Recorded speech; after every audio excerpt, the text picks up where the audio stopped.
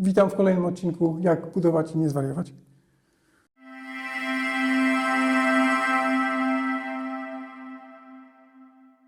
Jeżeli miałabyś kolejny raz budować, czy wybrałabyś projekt gotowy, czy budowałabyś według projektu indywidualnego, robionego specjalnie dla Ciebie? I dlaczego? Jeżeli działka by pozwoliła i znalazłabym taki projekt gotowy, to wybrałabym projekt gotowy. Ze względu na to, że mogłabym znaleźć ludzi, którzy mieszkają już w takim domu i mogłabym się z nimi skontaktować i zobaczyć, jak wygląda taki dom, jak się go użytkuje, jakie są wady, jakie są zalety, co można z takimi ludźmi porozmawiać, co poprawiliby, co by zmienili w danym projekcie. I tak naprawdę z gotowego projektu można sobie zrobić adaptację do swoich potrzeb, tak jak myśmy to zrobili. A możesz opowiedzieć o tej swojej przygodzie? Wybrałam projekt, który bardzo mi się spodobał. Znalazłam ludzi na forum Muratora, którzy ten dom wybudowali i mieszkali już w tym domu. Ludzie mieszkali we Wrocławiu, a my jesteśmy z Gdyni. Zaprosili nas do siebie, pojechaliśmy do Wrocławia, pokazali nam dom, podzielili się z nami swoimi spostrzeżeniami, swoimi uwagami i dali nam wskazówki odnośnie tego, co zrobiliby inaczej. Bo chyba oni mieszkali rok albo 2 lata w tym domu po tym czasie. I my te wskazówki zastosowaliśmy. Czego można by było się spodziewać przy projekcie indywidualnym?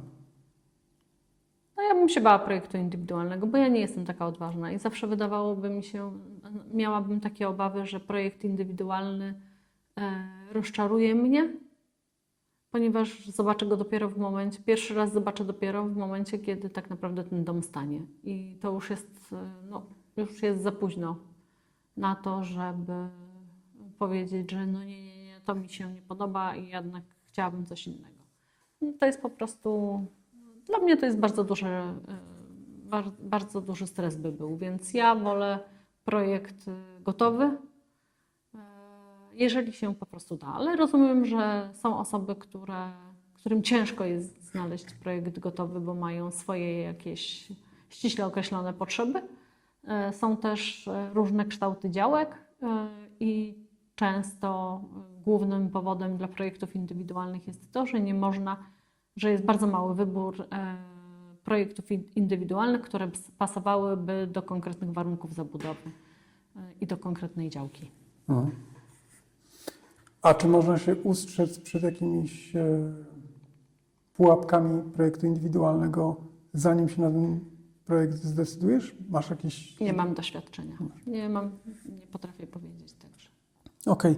No na pewno da się, ale trzeba po prostu być w kontakcie z ludźmi, którzy wykonywali takie projekty, którzy zdecydowali się na zlecenie takich projektów indywidualnych, z architektami i pytać ich o ich doświadczenia, jakby zbierać tą wiedzę i tą wiedzę przekładać na ten swój projekt indywidualny, czyli musisz być bardzo mądry, a wręcz mądrzejszy nawet od architekta, który będzie Ci wykonywał ten Twój projekt, bo tak naprawdę to Ty będziesz w tym projekcie mieszkała, a nie architekt. I to, że architekt Ci zaproponuje konkretne rozwiązania, to wcale nie oznacza, że te rozwiązania będą dobre dla Ciebie, bo on Ci daje rozwiązania, jakie on uważa za wygodne, odpowiednie, a to wcale nie oznacza, że one będą dopasowane do Ciebie. To jest tak samo jak z aranżacją konkretnych pomieszczeń.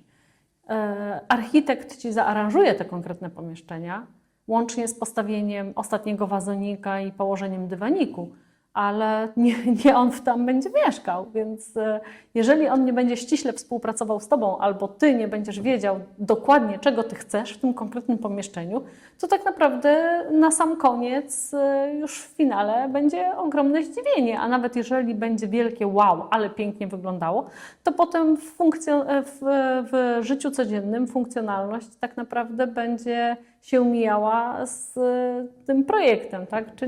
Czyli projekt będzie wow, ale wcale nie będzie praktyczny. Więc Tak może być też z projektem indywidualnym domu. No dobra, a to jeżeli na przykład chodzi o ten projekt domu, w którym teraz mieszkamy, miałaś jakieś wytyczne dotyczące projektu? Czym się kierowałaś przy wyborze projektu gotowego? Tym, że mi się podobało. Okej. Ale z tego co pamiętam, to pierwszy wybór był bardzo kierowany względami ekonomicznymi, prawda? Znaczy tak, zależało mi na tym, żeby był z nieskomplikowanym dachem dom. Mieliśmy taki dom upatrzony, aczkolwiek on dalej nie był prostym domem, nie był domem typu stodoła. Trzeba wziąć pod uwagę, że myśmy 18 lat temu wybierali projekt, więc dosyć dawno temu, może nawet więcej niż 18. I ten dom, który wybraliśmy, on też nie był taki zupełnie prosty. Miał wprawdzie dach prosty, czyli no nie taki skomplikowany jak nasz był, tak? Ale generalnie główny element, który brałam pod uwagę, to było po pierwsze wielkość domu, żeby się zmieścił na tej działce, jeśli chodzi o szerokość działki. Po drugie rozmieszczenie pomieszczeń w domu, bo to było bardzo ważne, tak? No i po trzecie kształt, wygląd tego domu.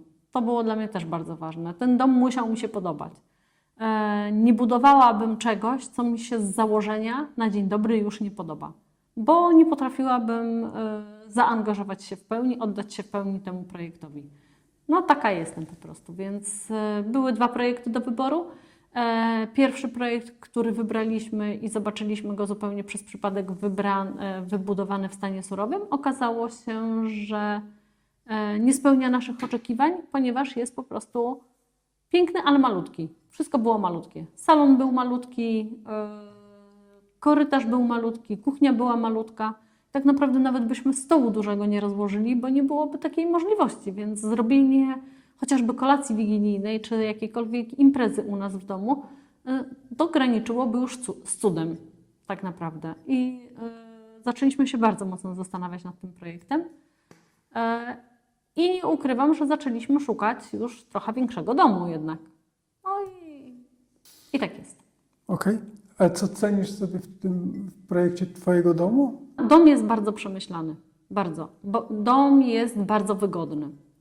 Jest przestronny, jest funkcjonalny, bardzo funkcjonalny jest naprawdę przemyślany. Teraz już może trochę za duży dla nas, ale jeśli chodzi o mieszkanie 4-5-osobowej rodziny, to ten dom jest naprawdę bardzo fajną opcją, uważam. Mógłby być mniejszy, czyli mniej metrów kwadratowych, kosztem korytarzy, schodów. No, mogłyby być mniejsze, ale do całej jakby rozumiem, że one muszą być takie ze względu na proporcje wobec całego budynku. I to jest fajne. I to jest naprawdę fajne, funkcjonalne i eleganckie. No, nie ma się co oszukiwać. To jest eleganckie. Jest przestronny po prostu. Tak? Czy idziesz z pianinem, z fortepianem, naprawdę jesteś w stanie sobie tutaj w tym domu z tym poradzić. A jakich pomieszczeń byś z perspektywy czasu nie robiła? No dzisiaj z perspektywy czasu na pewno byśmy garażu nie robili, bo nie mamy samochodu, nie ma potrzeby, żeby garaż był w bryle budynku, co bardzo ochładza, choć bardzo ochładza dom, bo no jednak jakby nie patrzeć, garaż ma dużą bramę garażową, bo nasza brama jest szerokości 5 metrów, więc to jest duża brama garażowa. I w przypadku niskich temperatur, to ten garaż jest jednak bardzo narażony na niskie temperatury, tak? Więc z tego bym zrezygnowała. I był taki dom, który nie miał garażu. Ten garaż był obok dobudowywany. No myśmy na tamten czas nie chcieli takiego rozwiązania. Dzisiaj uważam, że byłoby to całkiem dobre rozwiązanie. To znaczy korzystamy z garażu chociażby po to, żeby na przykład rowery naprawiać czy cokolwiek, więc takie pomieszczenie też jest potrzebne, ale generalnie jest potrzebne takie pomieszczenie, tak?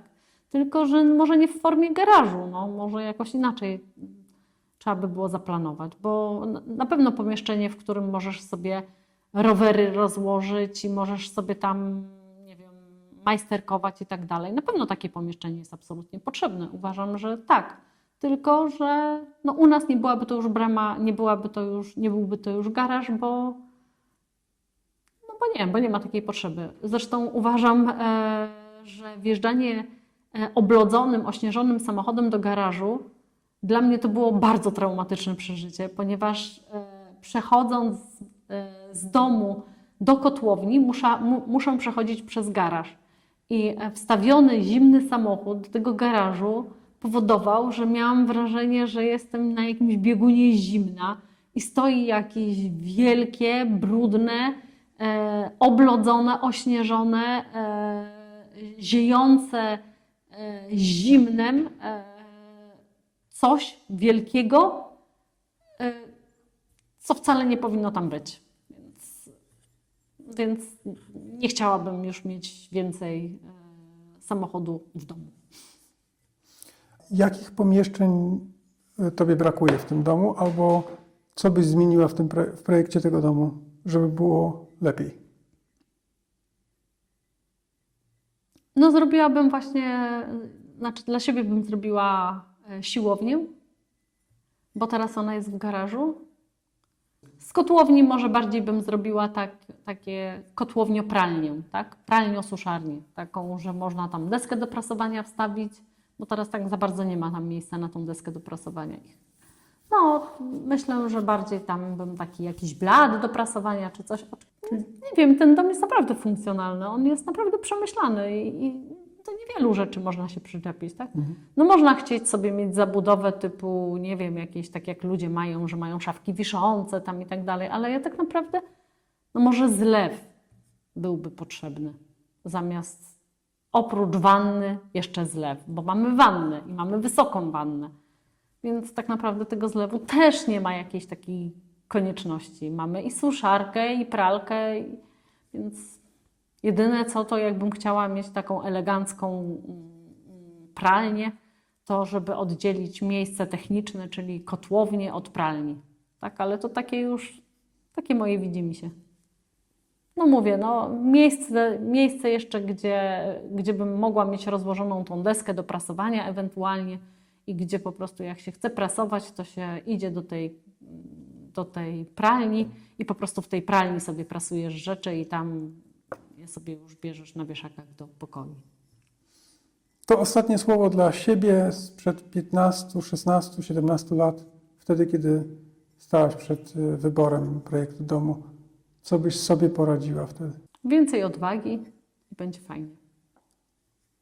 No i Bo tak naprawdę uważam, że wszystko się bardzo dobrze potoczyło. No i ufaj wykonawcom, ale sprawdzaj ich 2 razy. No tak. A jeżeli chodzi o wybór projektu, jakieś rady dla siebie sprzed tamtego czasu? Tak, wybrałabym mniejszy projekt. Jednak. Tak, ponieważ dzieci bardzo szybko rosną. Ale tego nikt nie wie w danym momencie. Więc to jakby życie pokazało. Także w tamtym momencie życia, w jakim byliśmy, uważaliśmy, że taki dom to jest po prostu wygodny dom, jest funkcjonalny. Tylko że dzieci się dosyć szybko z domu wyprowadziły i nie ma potrzeby już takiego dużego domu. Więc... Aczkolwiek nie żałuję.